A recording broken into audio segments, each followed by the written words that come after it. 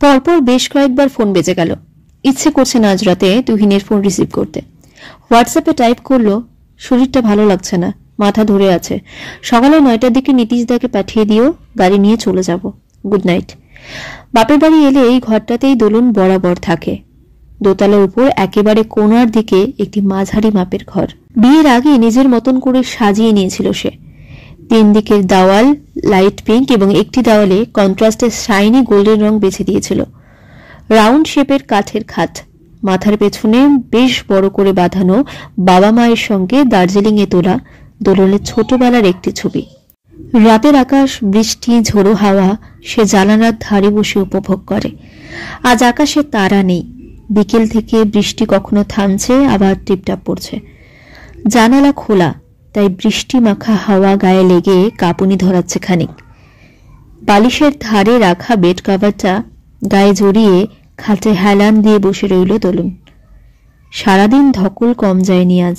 প্রতি শনি ও রবিবার মঞ্জুরিতে যাওয়ার এবং গানের ক্লাস করানো তার পেশা ও নেশা। ছোটবেলা থেকে গান খুব ভালোবাসে দোলন। প্রথম গানের শিক্ষক তার মা। ক্লাস 7-এ গুরু সুপ্রতিম ঘোষের কাছে রবীন্দ্রসঙ্গীত শেখে। প্রচণ্ড কঠোর এবং নিষ্ঠাবান শিক্ষক ছিলেন সুপ্রতিম বাবু। প্রথম দিন দোলনকে কাছে বসিয়ে জিজ্ঞেস করেছিলেন, কেন গান শিখতে চাও তুমি? গান গাইতে ভালো লাগে স্যার। তুমি এর আগে কোথায় শিখেছ? মায়ের কাছে। কতক্ষণ রেওয়াজ করো? সকালে 1 ঘন্টা বসি। মাথা নামিয়ে লাজুক মুখে বলেছিল দোলন। আগামী রবিবার থেকে চলে এসো। এতকাল দোলন সর্বমুখে শুনে এসেছিল দারুণ গায়ে দোলন, গলায় যেন সরস্বতীর বাস। এই প্রথম সে জানল কত ভুল হয়ে যায় সুরে তালে। এই প্রথম জানল সঙ্গীত আসলে কত কঠোর সাধনা। সেই শুরু। আজও সঙ্গীতকে পাথেয় করেই সে জীবনে চড়াই উতরাই সুখ দুঃখ যাপন করছে।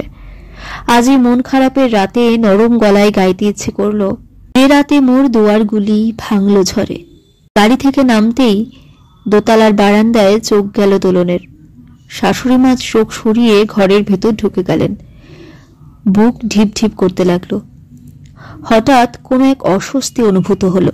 জানে এই যে প্রতি শুক্রবার গানের স্কুলে ক্লাস করাতে যাওয়ার জন্য বাপের বাড়িতে যাওয়া, এটা তার শাশুড়ি ঝর্ণাগ্রহর একেবারেই অপছন্দের।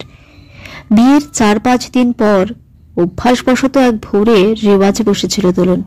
তে পাশে শুয়ে মাথায় হাত বুলিয়ে তুহিন বলেছিল, অত ভোরে রেওয়াজে বসো না, পাশের ঘরে মায়ের ঘুমের ব্যাঘাত হয়। এরপর থেকে বিকেলের দিকেই তানপুরা নিয়ে বসত দোলন। এতে অবশ্য কেউ প্রকাশ্যে বাধা দেয়নি, তবে দোলন বুঝে গিয়েছিল তার সঙ্গীত প্রীতি এ বাড়িতে কারো ভালো লাগার বিষয় নয়। বিয়ের 2 দিন আগেই তার মা দোয়েল বসু বলে দিয়েছিল, একটা বিয়ে মানে অনেকটা পাওয়া, আবার অনেকটা ত্যাগ এবং মেনে নেওয়া। এ কথা দুপক্ষের জন্যই সত্যি, তবে মেয়ে মানুষকে ত্যাগ অনেকটা বেশি করতে হয়। ঘর আর বাইরেটা সমান তালে চলে না, যে কোনো একটাকে এগিয়ে রাখতেই হয়। যারা সংসারের সমস্ত দায়িত্ব পালন করতে চায় তারা বাইরেটা স্যাক্রিফাইস করে অনেক বেশি। কথাকে দোলন মান্যতা দেয় বেদবাক্যের মতন, তবে এটাও জানে সে সবকিছু ত্যাগ করতে রাজি তুহিনের জন্য, তুহিনের সংসারের জন্য। জীবন থেকে গান মুছে ফেলতে সে পারবে না। গান তার সাধনা, তার আরাধনা, তার সুখ দুঃখ যাপনের সঙ্গী। সপ্তাহের এই 2 দিন আমার কাটতেই চায় না দোলন। কেন? আমি তো জানতাম এই 2 দিন তুমি নির্ঝঞ্ঝাট থাকো। বউ বাপের বাড়ি গেলে তো শুনেছি বড়রা খুশি হয়, স্বাধীনতায় বাঁচে।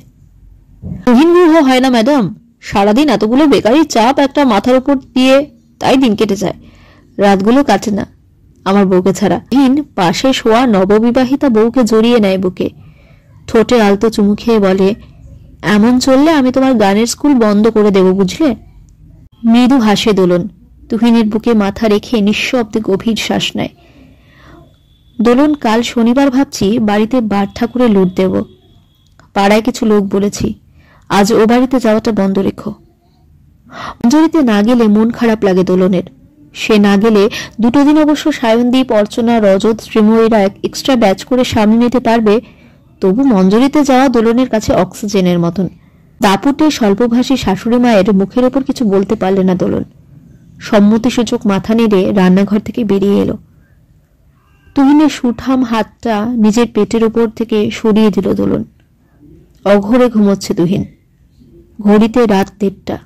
কিছুতেই ঘুম আসছে না, একটা অস্বস্তি চলছে মনের ভেতর।